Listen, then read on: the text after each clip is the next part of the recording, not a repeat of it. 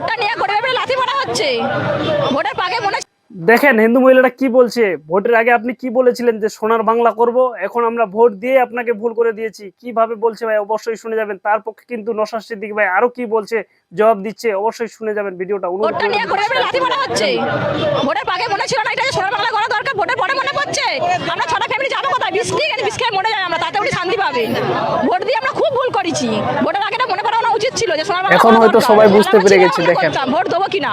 তোমরা বলেছো হিন্দুদের রক্ষা করব, হিন্দু বিপদে আছে বলেছিলে, কিন্তু ইতিপূর্বে এত বিপদে থাকেনি দেশ স্বাধীন হওয়ার পর থেকে যতটা বিপদে মোদির আমলে আছে, এখনকারের বিজেপির আমলে আছে।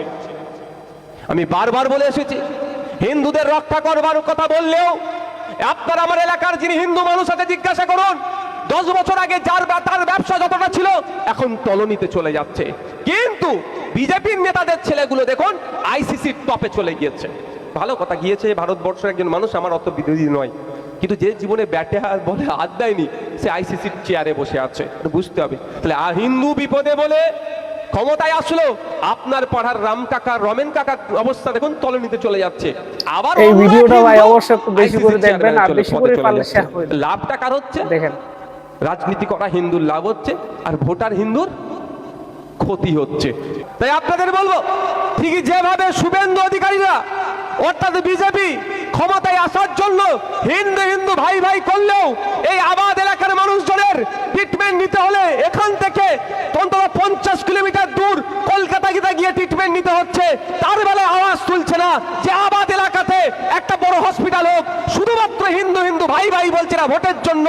ঠিক একইভাবে তৃণমূল কংগ্রেস মুসলমানদের ভোট দেওয়ার জন্য বিজেপির বিরুদ্ধে লড়াই করব, এটা তারা মিথ্যে প্রতিশ্রুতি দিচ্ছে। হিন্দু মুসলমানের লড়াই লাগিয়ে দেবে কে? আর আপনার এলাকার হিন্দু মুসলমানের মধ্যে লড়াই না লাগাতে পারলে হিন্দু মুসলমান মিলে আওয়াজ তুলবে যে আমাদের এই শহর থেকে এত দূরে আমাদের গ্রাম, এখানকার মানুষকে 50-60 কিলোমিটার দূরে গিয়ে কেন চিকিৎসা পরিষেবা নিতে হয়? এই এলাকায় একটা উন্নত মানের স্কুল নাই কেন? স্বাস্থ্য কেন্দ্রগুলো দুরবস্থা কেন? হিন্দু মুসলমান একসাথে আওয়াজ তুলবে, এই আওয়াজটা তুলতে দেওয়া যাবে না। সেই জন্য বিজেপির মতো দলকে এরা পুষে রেখেছে হিন্দু মুসলমানের মধ্যে বিভেদ লাগিয়ে দেওয়ার জন্য। ভিডিওটা দেখেন ভাই, খুব সুন্দর, আরো জবরদস্ত। আগে কান নিয়ে চলে গেছে বলে কানের দিকে তাকাবার দরকার নেই, কানের দিকে কানে হাত দিয়ে দেখুন আছে কি না নাই। আপনাকে বলছে, হিন্দুকে বোঝাচ্ছে মুসলমান তোর শত্রু, আরে মুসলমানকে বোঝাচ্ছে হিন্দু তোর শত্রু। আরে দীর্ঘদিন ধরে একসাথে আপনারা বসবাস করছেন হিন্দু মুসলমান নির্বিশেষে, বিপদে আপদে কলকাতার বাবুরা ছুটে আসে না আপনার পাশের বাড়ির সে হিন্দু হোক আর মুসলমান হোক তার বিপদে আপনারা ঝাঁপিয়ে পড়েন?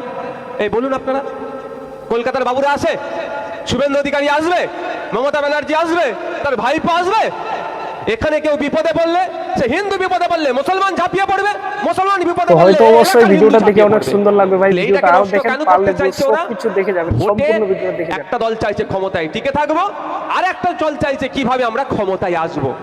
তো ক্ষমতায় টিকে থাকার জন্য বা ক্ষমতায় আসার জন্য বলি কাদেরকে দিচ্ছে? হিন্দু মুসলমানকে। তাই হিন্দু মুসলমানের কাজ হবে যারা আপনাদেরকে বলি বানানোর চেষ্টা করছে সেই তৃণমূল বিজেপিকে জবাব দেওয়া, সেই তৃণমূল বিজেপিকে এক বাক্যে আওয়াজ তোলা যে তোমরা সেন্ট্রালে আছো, তোমরা একটা এমস এনে দেখাও তো দেখি, সেন্ট্রাল থেকে একটা হেলথ ডিপার্টমেন্টের মাধ্যমে এখানে একটা বড় হসপিটাল বানিয়ে দাও তো দেখি।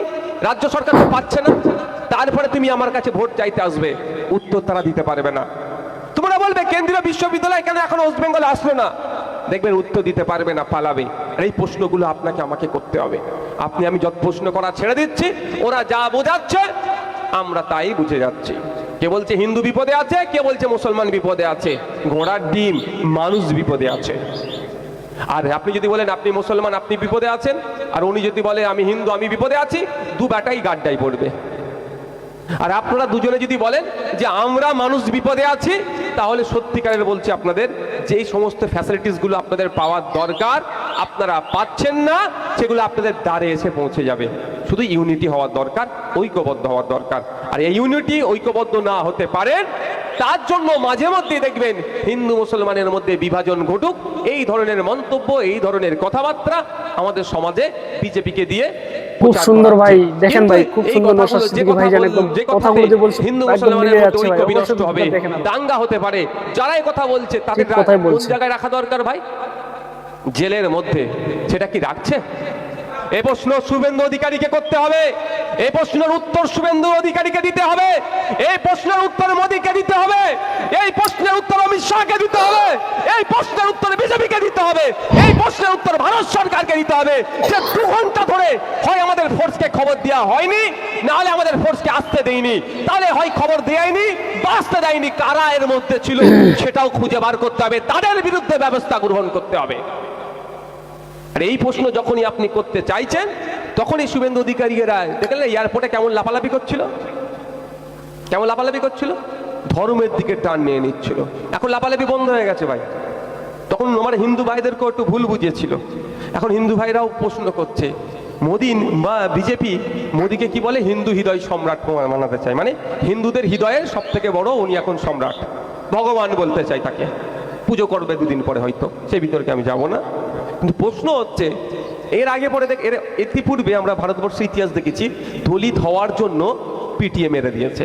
কদিন আগে সাউথ ইন্ডিয়াতে দলিত বাড়ির একটা ছেলে ইঞ্জিনিয়ারিং পড়াশোনা করছিল, তাকে মারধর করে উচ্চবর্ণের দ্বারাই তাকে তার পিচ্ছাপ খাওয়াতে বাধ্য করেছে, শুধু দলিত হওয়ার জন্য, পিছড়ে বর্গের হিন্দু হওয়ার জন্য। ঘটনা ঘটেছে আদিবাসী হওয়ার জন্য পিটিএ মেরে দিয়েছে উচ্চবর্ণরা, মুসলমান হওয়ার জন্য মিথ্যা অপবাদে গোবংশ খেয়েছে, এইভাবে পিটিএ মেরে দিয়েছে। কিন্তু ভারতবর্ষের ইতিহাসে রেকর্ড ছিল না যে হিন্দু হওয়ার জন্য জঙ্গি এসে তাকে গুলি করে মেরেছে, এ তাহলে প্রথম। এর আগে অনেক প্রধানমন্ত্রী ছিল, বিজেপির প্রধানমন্ত্রী ছিল অটল বিহারী বাজপেয়ীজি, তার আমলেও কিন্তু হিন্দুকে দেখে জঙ্গিরা গুলি করে মারেনি, অর্থাৎ তাদের সাহস পায়নি।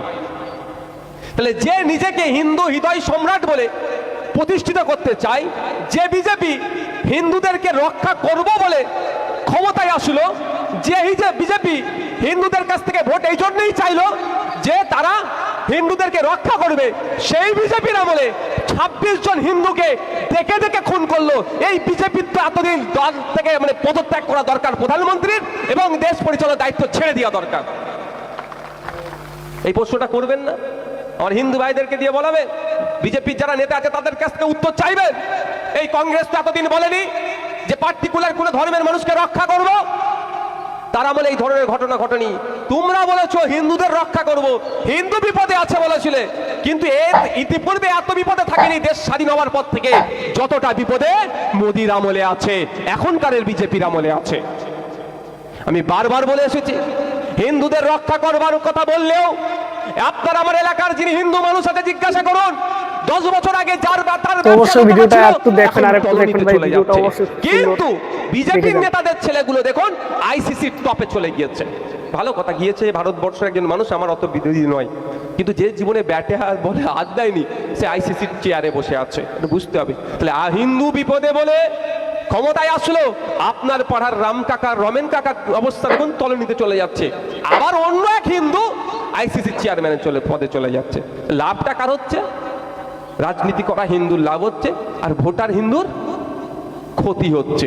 2011 সালে সকল ভাইদের কাছে অনুরোধ এবং রিকোয়েস্ট করি ভাই, অনুরোধ করে রিকোয়েস্ট করি ভিডিওটা এত পরিমাণে শেয়ার করবেন ভাই, প্রচুর পরিমাণে যেন শেয়ার হয় ভিডিওটা, অবশ্যই যেন এই ভিডিওটা সবার কাছে পৌঁছে যায়, সবাই যেন জানতে এবং শুনতে পারে এই ঘটনাটা ভাই, এই খবরটিও যেন জানতে পারে, নওশাদ সিদ্দিকী ভাই যেন কথাগুলো যেন শুনতে পারে ভাই, অবশ্যই একটু প্রচুর পরিমাণে শেয়ার করে দিবেন। খুব সুন্দর কথা বলেছে, এই কথাগুলো একদম পাই টু পাই মিলে গেল ভাই, অবশ্যই সঠিক কথাই বলেছে তিনি, কিন্তু মানে খারাপ